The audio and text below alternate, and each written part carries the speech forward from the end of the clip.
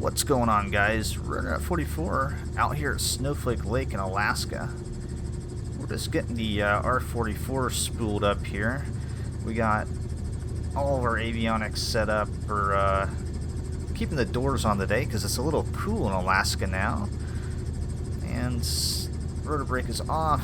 Everything's looking good. I think we're ready to pick up here. So let's start easing in a little bit more power. Get light on the skids. And it's been a really long time since I've flown a helicopter, so let's see if I can still pick this thing up into a hover halfway decent. We're a little, not bad. Not great.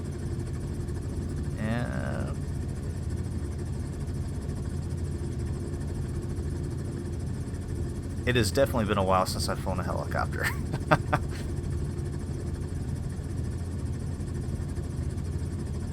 Alright, let's go ahead and fly on out of this, shall we? Let's pick runway heading here. Keep her a little low as we accelerate. And as we reach the end of the runway, we're going to pick her up a little bit more, and we'll fly on out of the trees. Like so. Anyways, hi. It's been a while. I think we're going on about a month now without really any new videos, and I guess it's probably been a couple weeks since I've done a live stream. I did do a couple of live streams. I did one with the Got Friends group and Okando and the Wilga. But as far as like actual flight sim videos and making flight sim videos, man, it's been a little while. So yeah, as you can see, most likely by how I've titled this video, this is just going to be a little bit of a channel update, basically just saying, you know, where I've been, how it's been going, and what's to come here in the future. And while we're doing that, because it's been so long since I've flown a helicopter, we're going to take a nice little flight up to Bald Mountain here in Talkeetna, Alaska. So, yeah, I guess we should get right into it, huh? So, first and foremost, where have I been? Yeah, I've been busy. I've been working, as probably a fair amount know, I've been working with Got Friends, not directly with them, but as another third party. What's called a collaboration. I've been creating a scenery that's going to be coming out with the Got Friends Wilga. So it's Forwood Farm, and God, I can't remember the name of the city. It's in the UK. If I can remember the name of the city, I'll say it, and if not, I'll put it up on screen. And I'll also, hopefully by the time I'm publishing this video, I'll have at least a little bit of preview I can sneak in here. At the time of recording this video, I have all of the modeling done for the scenery, and it's actually in 270's hands. So 270 Inc. He's a big repainter, and he's done, well, he now does all of the paintwork for Got Friends as part of the Got Friends team. So he has all of the modeling in hand right now, and I'm basically waiting on him to finish painting it up, the last couple of buildings. And then after that, we're going to start tying things together, and hopefully we'll be getting a version out there for the beta testers, and they can start testing that.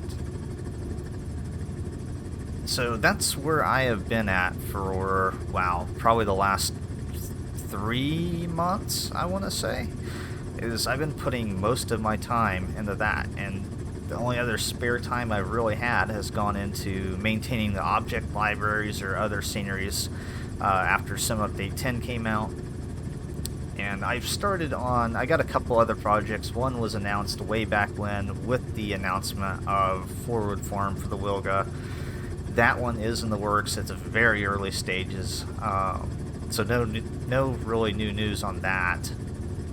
And then there's Limberlost Ranch in California, which if some of you guys have come over from FSX or P3D, you might have remembered the Blue Canyon scenery by Orbix. Well, that airport was a part of the Blue Canyon scenery, and I missed it so much that I just decided that I wanted to create it myself. So I'm working on that as well. Haven't touched that in about a month or so, but it's fairly, I mean, it's not close, but it's fairly far into the development process.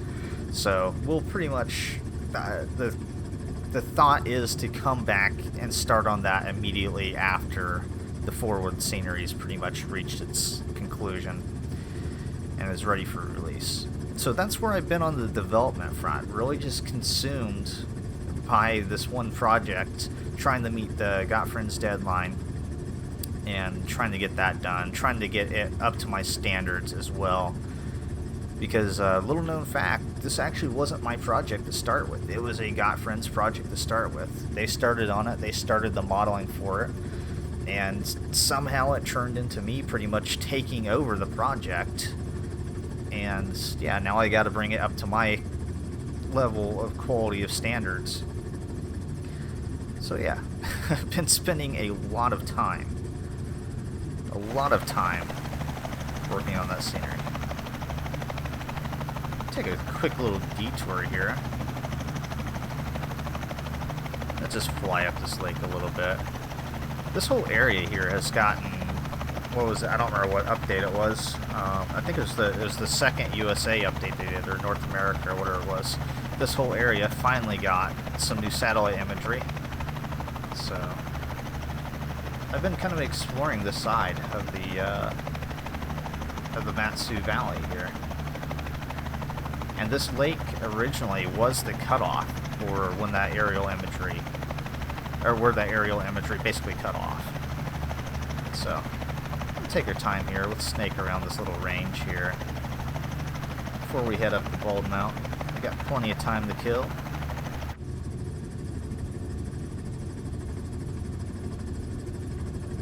Alright, so what else is new? Yeah, I'm running on a new computer right now. A little unforeseen upgrade. I was working in, was it Substance or was it Blender? God, I think it was, I can't remember. I was working in some program one night, and my computer just, I think it was Blender, and basically everything USB on my computer just stopped working.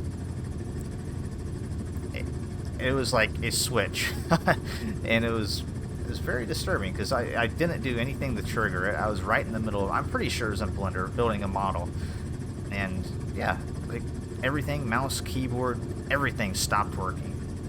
So I had to end up shutting the computer down, restarted it. Still didn't work after a restart. Actually had to end up unplugging the computer, turning the power off to it, holding down the power button for like 30 seconds to bleed the power out. Didn't do anything.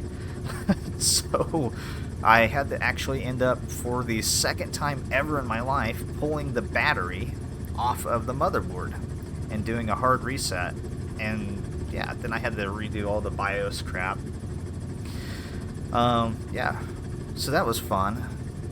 It went well for a couple more days, and then it happened again. So I was like, okay, obviously something's failing here. And I couldn't really narrow down what it was. I couldn't narrow down if it was the motherboard, if it was, you know, just the USBs on the case going bad. But I started having more and more like little issues, and I finally settled on the fact that it was probably the motherboard going bad. So I bought a new motherboard, and at the same time I decided, well, I might as well upgrade to a newer chip. So I bought a new CPU as well. Well, that started a long rabbit hole. Because my budget was only ever intended, I say my budget, I didn't have a freaking budget to do this build. The budget had to be created. I had to set aside other stuff that I was going to do to be able to afford this. Yeah, so I got the new motherboard, switched to, I don't even know if you can call it the dark side anymore, Switched to AMD. I've been Intel my whole life. Went to AMD, bought a 5900X, and yeah, first runs with it were really good. Performance in the simulator is great now. Any place that I was running like sub 60 FPS, I'm at least 60 FPS now. Like even recording this video, I'm 60 FPS. But I started running into more issues. And it wasn't the USB thing. The USB thing hasn't shown its face again, so I'm pretty sure that it did end up being the motherboard causing that. But I ran into cooling issues. And I had, I don't remember the exact model number, it was a Noctua fan.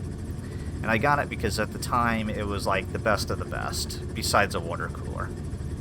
But for like air-cooled fans, it was one of the best fans out there. The best low-profile fan. Yeah, I end up doing a render. I'll call it a render in Substance Painter, basically baking the channels in Substance Painter. They're 8K channels.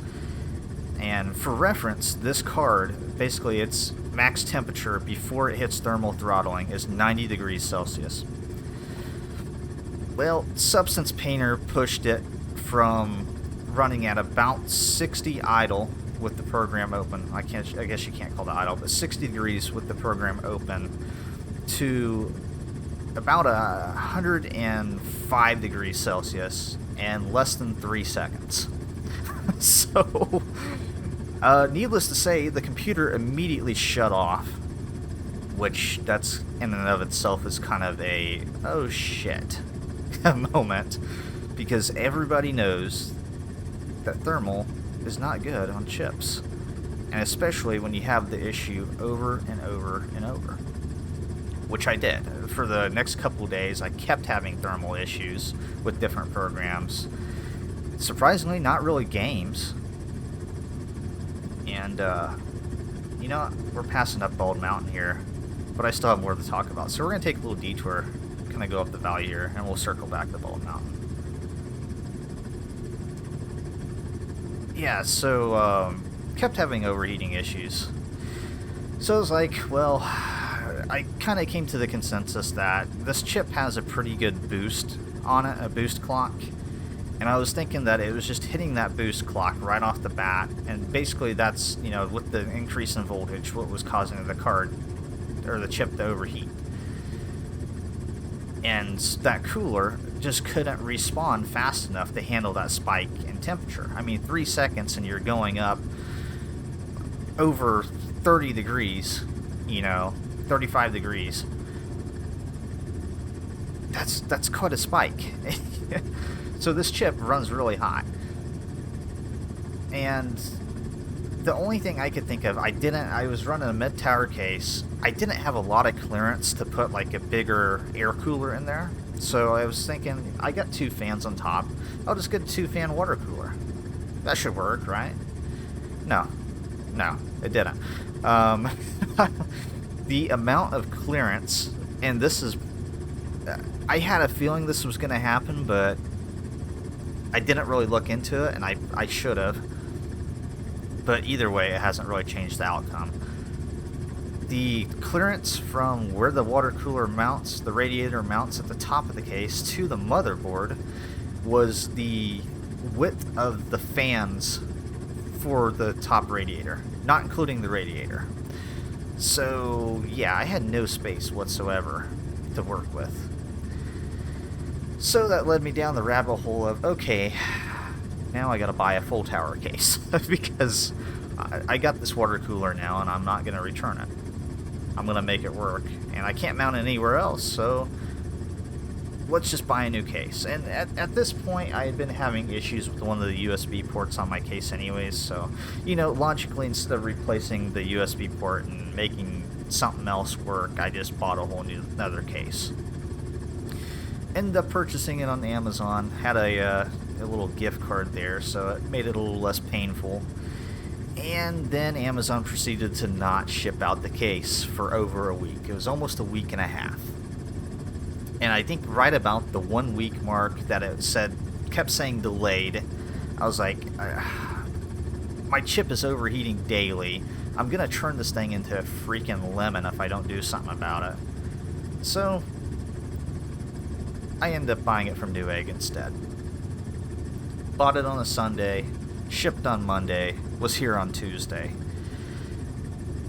On Sunday night, the same time I bought the case on Newegg, I canceled the order, attempted to cancel the order on Amazon, and immediately got an email and said, sorry, we can't cancel your order because your product's about ready to ship.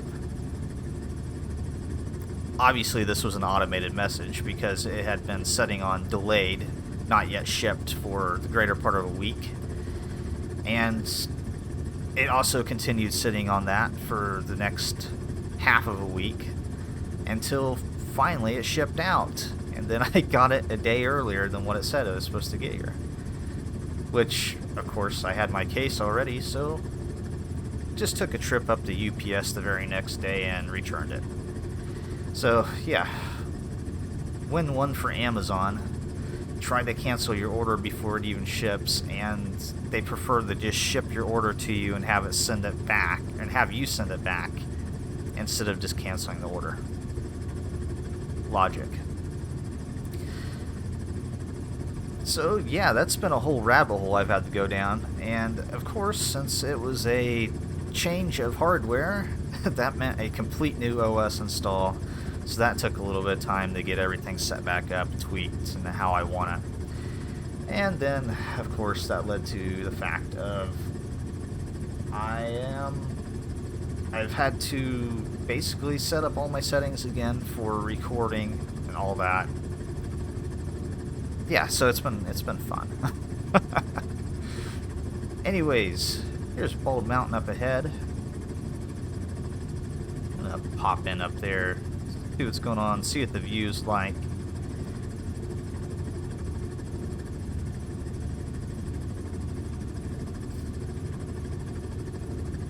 I'm pulling a little bit more collective here, just to get a little bit more altitude. I'll tell you what, there's all these little, ooh, that camera's messed up. There's all these little ponds and lakes and stuff out here.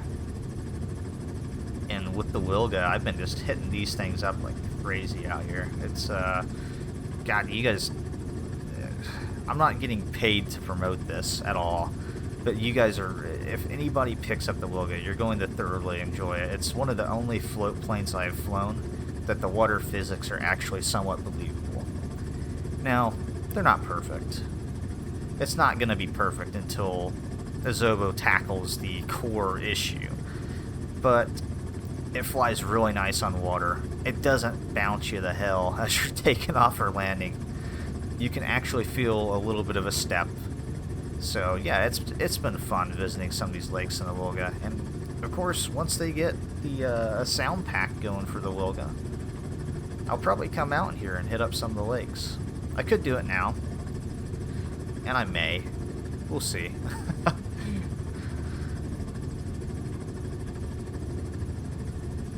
Take a little detour to this lake right here before we hop up to Bald Mountain.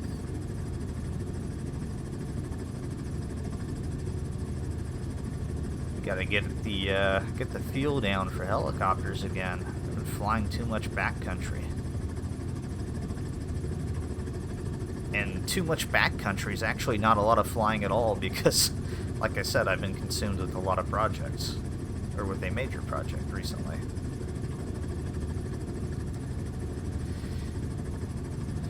Yeah, so pretty much, I guess, as we wrap up our flight here, I'm going to pose a question out there, and I'm going to throw a thread up, or a poll up here on the channel. And I've been kind of thinking about what I want to do for content on this channel. It's been a while since I've released any tutorial videos. Obviously, I still want to continue doing that. I just haven't had the time to do it. But I've also been thinking about, other content to bring to this channel, and if I want to keep it dedicated 100% to flight sim. I kind of experimented around with different simulators, with bringing back the bringing forward the nostalgia series. and diving into FSX missions and stuff. And I kind of thought about continuing that nostalgia series on with like maybe other flight simulation games as well, not just like missions in FSX, but just bringing back any kind of nostalgia from those eras of flight simulators. However, I kind of feel like the timing may not be the best for it, and they're not doing so great view-wise, and it's, you know, it's not a lot of work to do them. I can knock out quite a few of them in a week if I wanted to, but I also feel like it's like, I don't know, I left a more simple format. I didn't put a ton of editing time into them, and I almost feel like I like putting like more editing time in the videos. It's just obviously it takes longer to do that, and I can't release them as regularly if I do that. So I'm going to pose a question. Basically, you know, who wants to see, I guess, different gaming content on this channel, like what I did way back when, before I pretty much just took over with flight simulation. I had other games that I would post up on here. Yeah, so let me know. Do you want more gaming content on here? Do you want it should it stick to more of a flight simulation niche channel? Should I do more tutorial videos? Or should I do all of the above? I'm sure I'll have those those phrased a little bit better once I go to create the poll. And maybe even a couple more options on there. But we'll see. I'll link it down. Well, actually, I don't think I can link it down. I don't think I can link the poll in the description. If I can link it somewhere, it'll be in the description. Or maybe I can put it as a card in the top corner. I can't even remember. It's been a while. But yeah, I'm just, as far as the direction that this channel is going to go, as of right now, I'm not really sure. I'm not really sure what I want to do. I know I want to do some more tutorials. I definitely want to keep doing flight videos. I don't think I'm going to... For quite a while there, I was trying to do, like, videos a lot more often. Like, I was trying to at least release, like, a video a week, or at least a video every other week. And for a period, I was trying to do 2 a week, and I don't see the benefit to doing that, because it makes you rush. It makes you feel like you have to create the video. You get burned out a lot easier. And so I'm thinking at this point, I'm just going to kind of release videos when I have them done. And if I if I want to take a break for a month, I'm going to take a break for a month. Because, yeah, it comes to a point where it feels like a second job, and I can't really justify that at the moment, because I don't make any money off this channel. It's just something I enjoy doing.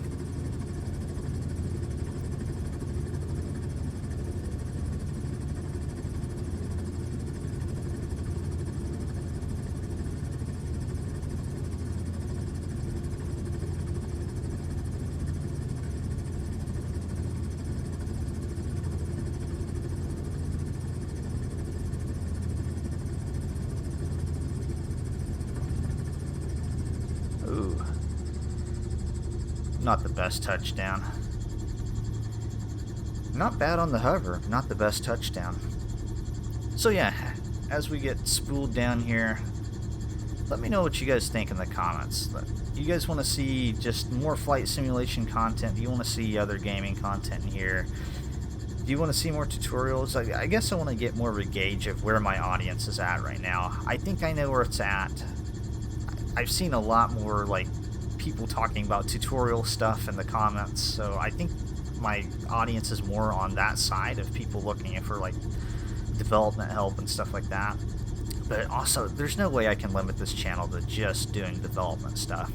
I'm gonna go stir crazy if I have to create tutorials all the time.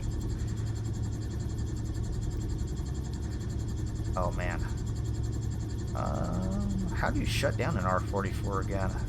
I got this. I know what I'm doing.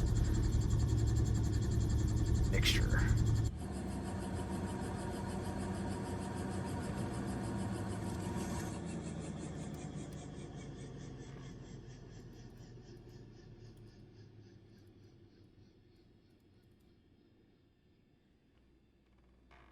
Okay. A little trouble there getting that key to turn. Animation on it's a little wonky. That's off. Don't really have a use for a rotor brake in here, but we'll turn the rotor brake on either way. That is overhead light. That doesn't work. And then we got the fuel back here. We can turn the fuel off. And I don't even think there's a throttle on the collective. What was that? Starter button.